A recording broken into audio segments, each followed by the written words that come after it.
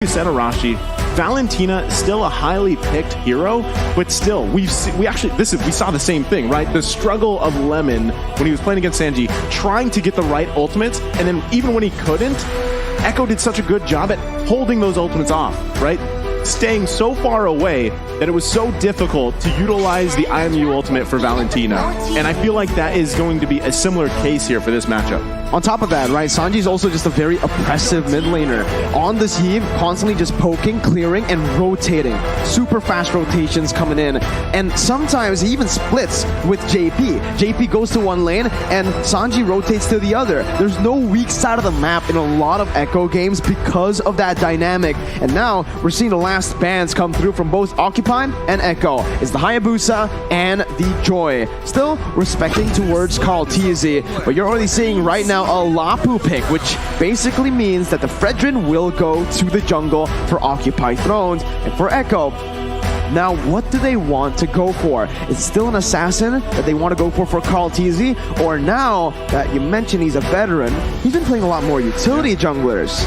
If he goes for utility, it has benefit here, considering that they have a very significant backline. But exactly, if they want to be a threat for the backline of Occupy Thrones in those later stages of the game as well, they need something that can dive in. Because for now, it does look very solid. So many melee or short-range heroes on the side of Occupy Thrones, and they have to walk through all the crowd control on the side of Echo. It's not looking very promising. Lancelot? Oh, man. Oh, man. Yeah. Naisu was just saying to me. Yeah, I was wondering what's going on there. He said Lancelot, but he did not. Yeah, you just. I meant Ling. Yeah. My bad. My bad. Linksalot. Linksalot? Linksalot and Herod. Man, all right. So looking at it, honestly, in terms of damage, they've gone it down, right? It's a multi-dimensional draft in that department. They are going to be dealing physical and magical damage. And there's a lot of that. So it's going to be hard for Occupy Thrones to really, build defensively, respecting that kind of damage coming in. Final pick, Beatrix. This is the thing, though. We've seen this before, right? If they give up that real-world manipulation to the Valentina here from Occupy Thrones, hey, we've got the Herod. We'll Zaman Force in and fight in the box of death. I think that's pretty much what they're going for here. So it also kind of counterplays around having that ultimate available to you. And on a Beatrix, it's a tough situation when you're dealing with a Yuzong, man. You need some protection, but as it stands, there's only 1 or 2 members that can use their crowd control to try and save Gado, but that's going to be a costly expenditure, especially because with a Eve, right, and with a Harriet available, you need to lock them down to ensure that your team does not get decimated. Yeah, I mean, these are all great points here. We've seen the lineups for both of these teams. We've got the crowd being hyped up as well. We can hear them behind us, and that is from Occupy Thrones corner, and they're getting ready to go in this second match of the day. Again, crucial match here for Occupy Thrones and Echo ahead of them, but we're going to be jumping into the land of Dawn. Ladies and gentlemen, welcome to match number 2, Echo Philippines and Occupy Thrones. Oof. Again, I don't know, man. Now that you mentioned it, Arashi, the caster curse, right? The talent prediction curse. Right now, yeah, there's been a lot of jinxing the last 2 days, man. So we'll see if Echo can break that curse or if Occupy Thrones just gets that momentum, that buff from the curse. Right, to be fair, on a lane right here, there's still a lot of crowd control available to just shut him down completely. Divine Judgment, the taunts coming in from Leo, the Terrify coming in from Fury as well. There are options to play around with, but I really feel that there is no... It's a certain case that Gado will have a very difficult time. Maro, though, already forced to flicker early on here. Fury 77 rotates, again, helping his roamer out, but without that flicker early on, there's not much that he loses. Maro's looking for a cheeky steal. He doesn't get it, but he does get level 2. Playing with danger there, but Maro, he's going to stick around. He doesn't have the flicker, but early enough that it shouldn't really be too bad of a situation. Now that first turtle that does come up, you'll probably see Echo make a beeline for it and then force probably Occupy Thrones to try to contest that, or they just give it away and stay a little bit safer, right? Early game, try not to let that snowball get out of hand here from Echo, which we've seen them do before, and just allow yourself to build up here for Occupy Thrones. Look at the focus on the bottom side, though. They're going to be looking here for Benny Cutie, looking for a moment. Leo's going to go down. Yeah, tries his best to just look for some just a CC there, but again, it's not really going to hit for now. Benny's actually going to be able to win out in that trade against Gado too.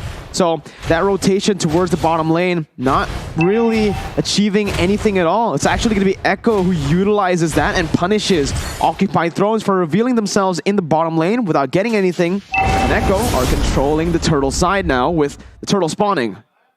Occupied Thrones, I mean, it's not a bad move to try and go for the other side of the map, because let's be real, in the early game, trying to contest Echo with all this crowd control, all these AoE abilities, it's gonna be a bit foolish of an attempt unless they can get some crazy pickoff. So they go for the play on the gold lane. As you said, Mirko, it's unfortunate they were unable to get anything, not even the turret gold.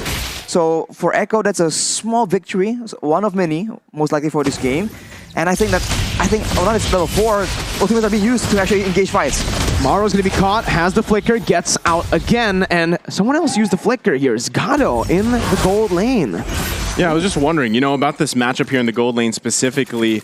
Gado, they have the news, right? There's no flicker available here. Gado's got to be careful. That's why we see Maro making his way too. But he should be careful. Walks up, gets knocked up, and that's first blood over to Benny QT. He had the information, right? You called it as well, Mirko. Flicker was down. They played around that, and now they also gave that kill to Benny Cutie, right? He's running that Herathon gold lane, has the mystery shop here. So the scaling there is going to be in his favor. It's going to make it really hard for Gado. Way the Dragon and Divine Judgment locking Carl TZ down, and it's Maru who picks up a kill. But look who's here, all the way for the XP lane. Sanford with the Petrify, getting Leo petrified as well to pick up a double kill as Hulk rotates over to the mid lane with a Brave Fire. He's angry. Sanji's going to be caught. Stunned up. Hulk picks up a kill and trades it back, but somewhere it's still Echo who has the better trade. Hulk smash. Hulk smash coming in. That's a lot of damage that they can't ignore. And at least until later on, when they have some more items to deal with, this is what that Lapu Lapu can do. The Yuzong is a dangerous threat to the backline, but so is the Lapu Lapu. And in a way, a lot more dynamic as well. Way the Dragon by Fury 77, stealing it away. Just canceling out the engage or the pick potential that JP was looking for. Yeah, I mean, you have to constantly be worried if you are Echo about the Divine Judgment pickoffs, which we've seen Maro do, right? He's going to constantly press that situation in favor for Occupied Thrones. That's the tool they have. They're doing it here. Maro with Divine Judgment, the flicker. JP does the same, and he brings Gado back. The Spawn Force was popped in, and the Mure's Passion is not enough to take Benny down. It wasn't even enough to take him low. Echo get the turtle too, and it is a disaster for Occupied Thrones. Echo right now controlling the game, 2.3k gold lead. It's a 2v3 outplay on the back of JP, just really identifying who he needs to kick under the turret, and I think that would just benefit them so much. Benny Cutie now 2-0. He has the mystery shop as well, so he'll be scaling a lot quicker than I think Occupied Thrones might expect. And on Harith, that's going to be very difficult because, again, we've mentioned it already, the lack of crowd control from the side of Occupied Thrones will be an issue in that mid-game. JP, again, just so lethal on this Joe. Gets the way the Dragon down onto Leo. JP's going to be caught low, but that's going to be called TZ, who jumps in with the time of the blades. Also has the follow-up from the Spawn Force from Benny. Fury 77 forced to flicker out, and Echo, it's just Echo everywhere. Maro, though, he's still holding on to the Divine Judgment, but they give it the recall here. That's the thing, right? I mean, I feel like if you're Occupied Thrones, you've already tried a lot here in the bottom side. Gado, unfortunately, is 0-3. He is falling behind in terms of farm and everything else and itemization, so it makes it even harder for him. And that's why you see Echo, right? They know this weak point here, and they're going to keep pressing it until at least they get that tier 1. And that's what we see even JP doing here. But let's take a look at the items on how this is all resulted out. Rashi. Right, I mean, it's such a high-paced game. Benny Cutie at this point has a Feather Heaven and the Divine Glaive, so a lot of damage and a lot of DPS, not just burst damage, but actually he's going to be walking into a bit of a trap, but JP turns it around yet again. With the way the Dragon, but it's going to be Maru who finds the Divine Judgment onto Benny, who's able to actually pop this Spawn Force. Looking for a trade. It's just JP who gets taken down in the mid lane. Sanji flickers forward. Hulk's going to be taken down with a basic attack. The fade away from Sanji. I like to call that the athletic flicker, right? Because so we've seen Sanji do that how many times now? He flickers in, gets someone really low, and then it's literally one auto attack for the kill. It's down to the wire with these players, man.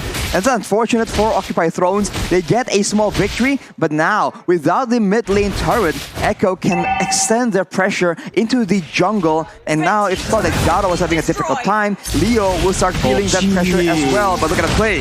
JP, again, finding Maro. That's going to be the real world inflation popped in. JP going to be chunked there as Leo jumps in, looking for that red tree. Does not get it. It's still JP. Wow. JP doing everything here. And that is the zoning potential that Echo has. We talk a lot about the range differential. Having a real world manipulation means that they can do things like this. That's the Tempest of Blades, knocking Maro up. Karl TZ styling here in the game. 9-3 for Echo as Benny actually moves forward. Fury's gonna be taken low, taken down to the mega kill. Sanford jumps in, the way the dragon is there too, and that's the passive. It's all just fadeaways and pure style from Echo. On the shoulders of Daddy JP. We're seeing Echo just make play after play here. It's 6.5k now, almost 8 minutes into the game. And this is tough, right? If you're Occupy Thrones, like I was saying, Gado, that gold lane, who you hope that you have available to come online for the late game, is not going to be there anytime soon. BOD just being picked up here 8 minutes in. And keep in mind, Karl TZ, he is doing something we've seen before, the killing spree on that Ling, so he is out for blood. And Benny Cutie, already a Holy Crystal at 8 minutes? What? That is a lot of damage. And as we mentioned already, Gado will not be having a good time at all. So much damage, so much range from Sanji, but also all the dive coming in from the rest of the 4 players from Echo Philippines. Right now, focus on the top side. They're going to get that tier 2. All in the meantime, waiting 30 seconds for that next Lord to come up here. Again, at this point, this is a massive lead for Echo Philippines. Occupy Throne's going to be forced to find any pick they could potentially get here. But now you're going to see even the pressure for that purple buff. If it comes up, Conceal Play going to come out. Nothing committed just yet. But Occupy Throne's trying to turtle up here on the tier 2. Meanwhile, Echo just trying to buy time for that next Lord, for the first Lord of the game to come up. Again, right, Echo, they got the lead. They're not really going to go for these crazy engages because they don't need to. It's unnecessary, right? They already have control over most of the map right now. They can just constantly be playing around with the Lord, forcing Occupy Thrones to walk out of the base. And when they do so, that 7.4k gold lead speaks for itself. And they can still abuse the fact that Karl TZ is just so mobile. He is still getting resources right now, but JP turns it around. Where the Dragon, but Divine Judgment comes in. That's going to be JP taken down, but the backline's going to be targeted down by Sanford and Benny QT with his Mon Force. 1-for-1, Roamer for gold. It's Echo who takes the better trade once again.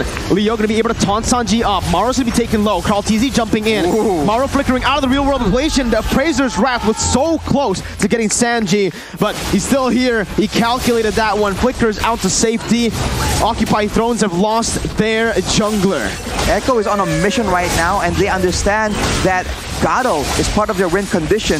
We saw that Sanford was able to actually get on top of multiple members earlier in that fight, but he ignores everyone and heads straight for Gado. That is dedication. That is a man of focus, determination, and sheer will. JP is a man of violence. Oh, but there's another kick. Sanford, they're going to be targeted by Hulk as he smashes towards the back line, but Gado just gets melted down by Karl TZ. What is he supposed to do? He just can't, withstand that damage anymore, man. I mean, 10,000k at this point, right? 10 minutes in. 10,000k, that's a lot of gold. 10,000k, that is a lot of gold. And they're marching, right? I mean, you got to handle this Lord, Occupy Thrones. That's the question. Can they even hold on this long enough? They have so much high ground damage as well coming in from Echo Philippines, and I can't help but feel like Occupy need to play a bit more defensively, but Echo won't let it happen. JP again with engage, but will be caught, but Sanford finds the Petrify onto 3, the Furious dive onto 2, and a kill on Gado. Mid lane base are going to be taken down now by Echo as they're looking to end the game. Benny just styling with his Mon Force under the base, under everything. Leo is still not able to find a kill. It's a legendary by Benny, and it's Echo who are still undefeated in groups. They just stomp down, march through the base, understanding that they have all the tools available, and they are rationing their utility so well. They don't waste any spells. There's not a single moment in this high action, high paced game where we thought, wow, that was a bit overkill. Everything is rationed to perfection, and Occupy Thrones, man, they just got outclassed. It was 12,000K. 12,000 But jokes aside, Echo disappointed.